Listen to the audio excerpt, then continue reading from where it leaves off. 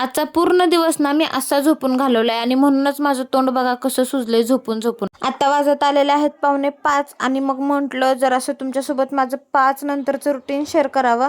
वाळलेले सगळे कपडे काढून घेतले। आधी मम्मीने छान असा चहा केला होता, तो पित होते मी।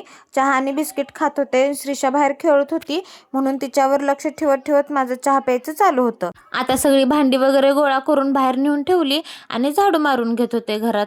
मग असे एक कस्टमर आलं होतं साड्या आणि ब्लाऊज घेऊन, तेच तिथेच ठेवले होते मी, ते उचलून साईडला ठेवले। सगळा झाडू मारून घेतला आधी।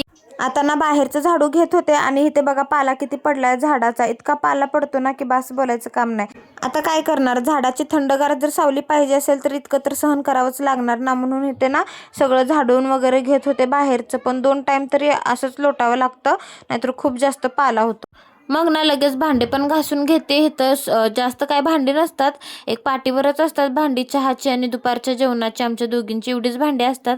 त्याच्यानंतर मस्त असं फ्रेश झाले, श्रीषाला पण फ्रेश केलं आणि आता 6 वाजत आले होते तरी पण ऊन बघा कसं आहे अजून। आता इथे श्रीषाचं चालू होतं खेळायचं, म्हणून म्हटलं आपण जरा ब्लाउजांना बटन वगैरे लावून घ्यावीत। शिवून ठेवलेले होते खूप दिवस झाले हे 2 ब्लाऊज, पण याला काय बटन वगैरे लावायचा मुहूर्तच लागत नव्हता। खूप कंटाळा येतो हुक बटन लावायला। आणि श्रीषा बघा हे कसं वाजवते। त्याच्यानंतर मी घेतला हा ब्लाऊज कट करायला, ब्लाऊज कट करून ठेवला। यांनी आणलं होतं सूप प्यायला, मस्त असं गरम गरम सूप पिऊन घेतलं। चला तर मग भेटूया पुढच्या व्हिडिओमध्ये, बाय।